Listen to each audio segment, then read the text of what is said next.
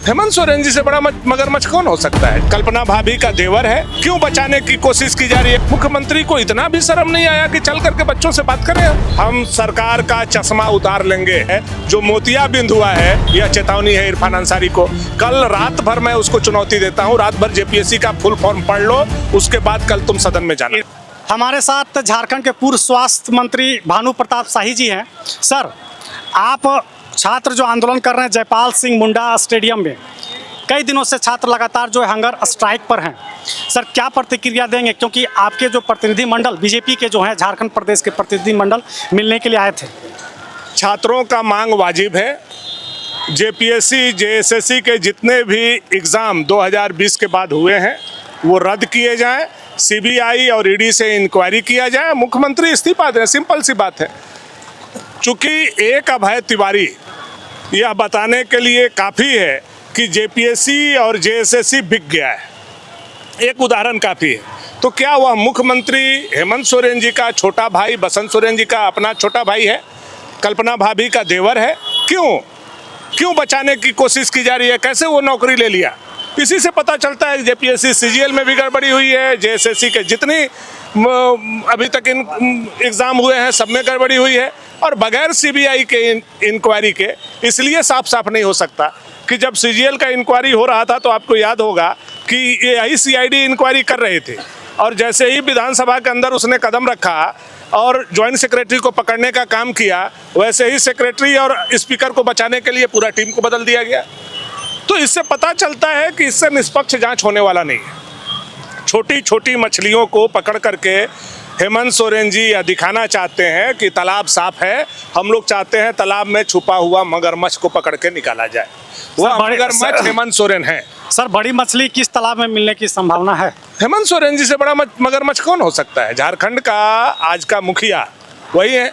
अब देखिए, कल बच्चे जो थे, आदरणीय शिबू सोरेन जी का प्रतिमा सीने से लगा करके भीगते हुए पानी में उन्होंने श्रद्धांजलि दिया। मुख्यमंत्री को इतना भी शर्म नहीं आया कि चल करके बच्चों से बात करें? हम जो हमारे पिता को इतना सम्मान दे रहे हैं, तो वो धुसका खा रहे हैं, जलेबी खा रहे हैं, रसगुल्ला खा रहे हैं। अगर उनके जगह पर दूसरा कोई संवेदनशील मुख्यमंत्री होता तो नंगे पांव बच्चों के बीच में आ जाता। सर, एक सवाल को बैलेंस बनाते हैं, संतुलन बैठाते हैं सवाल में। नई दिल्ली में जंतर मंतर में आंदोलन होती है नीट पेपर लीक की। उसमें विपक्ष के तमाम नेता जो केंद्र में हैं, कांग्रेस के, चाहे हो उत्तर प्रदेश के नेता प्रतिपक्ष अखिलेश यादव हों, अरविंद केजरीवाल हों, और कई ऐसे अभिनेताओं के द्वारा भी सपोर्ट किया जाता है। तो अभी जो यहाँ झारखंड राज्य में विपक्ष की ही सरकार है, मतलब सीधी बात है कि इंडिया गठबंधन की ही सरकार है। आप कह सकते हैं जेएमएम, कांग्रेस और आरजेडी की साझा सरकार है। तो सरकार जो केंद्र में जो राहुल गांधी हैं, वो ट्वीट भी नहीं किए हैं इनके समर्थन। यही तो दोहरा चरित्र है ना। आज कांग्रेस के कुछ लोग छात्र के आंदोलन में आए थे, छात्रों के बीच में बैठे, लोक लुभावन बात कर रहे थे। कैसे उनकी हिम्मत हुई कि जो जंतर मंतर पर नैतिकता के आधार पर इस्तीफा मांग रहे थे, बगैर मुख्यमंत्री का इस्तीफा मांगे, बगैर मुख्यमंत्री के सरकार से समर्थन वापस लिए, कैसे वो जयपाल सिंह मुंडा स्टेडियम में घुस गए?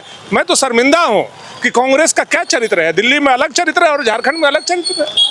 अगर आप चाहते हो कि झारखंड के छात्रों को न्याय मिले तो आज समर्थन वापस ले लो। लेकिन कांग्रेस कर रही है कि बीजेपी झारखंड में छात्रों को गुमराह कर रही है, आक्रोशित कर रही है। हम कहाँ आक्रोशित कर रहे हैं भाई? अभय तिवारी को हमने बहाल किया क्या? ख्यांगते को हमने रखा क्या? ये क्या नाम है आपका, जो जेएमएम के प्रवक्ता हैं, उनके पत्नी को जेपीएससी का मेंबर हमने बनाया क्या? वो जो अंसारी हैं, जो इरफान अंसारी के रिश्तेदार हैं, जो जेपीएससी के मेंबर हैं, उनको हमने बनाया क्या? ये तो सारे के सारे लिस्ट बताते हैं कि ये हेमंत सोरेन के लोग हैं, कांग्रेस के लोग हैं, जेएमएम के लोग हैं, और इन्हीं लोगों के संरक्षण में, इन्हीं लोगों के देख रेख में अभय तिवारी जैसा लोग पैदा हो रहे हैं। तो ये छात्र कहाँ गलत मांग कर रहे हैं? मतलब इरफान अंसारी के परिवार के जो सदस्य हैं उनको जेपीएससी का मेंबर बनाया गया। पता कीजिए ना, कोई अंसारी है, वो इरफान अंसारी और आपके जो पहले स्पीकर हुआ करते थे आलमगीर आलम, दोनों के रिश्तेदार हैं। और ये जो हमारे भट्टाचार्य जी हैं, उनकी पत्नी वहाँ जेपीएससी में मेंबर है। तो ये सारा जो सीक्वेंस बना हुआ है, भट्टाचार्य जी कौन? सुप्रियो भट्टाचार्य, उनका जो सीक्वेंस बना हुआ है, यह बताने के लिए काफी है कि क्या हो रहा है झारखंड में। सर, आखिरी सवाल। कल सर सत्र चलने वाला है, मानसून सत्र। बीजेपी क्या रोड मैप प्लान की है, बीजेपी का अगला स्टैंड क्या होगा हमारा विधानसभा? कोई स्टैंड नहीं है। छात्र सड़कों पे हैं, विपक्ष होने के नाते हम सदन में रहेंगे, पार्टी सदन में रहेगी, छात्रों का आवाज हम सदन में बनेंगे, हम सरकार का चश्मा उतार लेंगे और उनके आंखों में जो दिखाई नहीं दे रहा है, जो मोतियाबिंद हुआ है, उनके आंखों से सीबीआई लिखवाएंगे, ईडी लिखवाएंगे, जेपीएससी और जेएसएससी में इंक्वायरी सेटअप करवाएंगे। यह विपक्ष होने के नाते हम लोगों का कर्तव्य बनता है, यह सदन में हम लोग करेंगे। छात्रों का न्याय मिलेगा सर? छात्रों को न्याय मिलेगा और इरफान अंसारी, इसलिए उसको कुछ नहीं बोलना चाहिए, जो जेपीएससी का फुल फॉर्म नहीं जानता है, उसको जेपीएससी के बारे में अपना लफ्ज नहीं खोलना चाहिए। यह चेतावनी है इरफान अंसारी को। कल रात भर मैं उसको चुनौती देता हूं, रात भर जेपीएससी का फुल फॉर्म पढ़ लो, उसके बाद कल तुम सदन में जाना। इरफान अंसारी को क्या कहना चाहेंगे, थोड़ा बता दें सर। अभी तो मैं गया था छात्रों के बीच में, छात्र लोग बोला कि फोन आया था, इरफान अंसारी फोन किया था कि डॉक्टर आने वाले हैं और हम 4 घंटे से इंतजार कर रहे हैं। 4-5 बच्चे हमारे बैठे हुए हैं अमरन अनशन में, अभी तक कोई डॉक्टर नहीं आया है। तो क्या हुआ, डॉक्टर इरफान अंसारी की पत्नी को देखने चले गए हैं क्या? क्यों नहीं पहुंचे हैं? तो ये इरफान अंसारी को बताना चाहिए। धन्यवाद। तो आपने सुना कि भानु प्रताप शाही जी जो बीजेपी के नेता हैं, उन्होंने प्रतिक्रिया दी इस छात्र आंदोलन के विषय में, वो क्या सोचते हैं और बीजेपी का अगला स्टैंड क्या होगा, ये भी उन्होंने अपने बातों में बताई। धन्यवाद।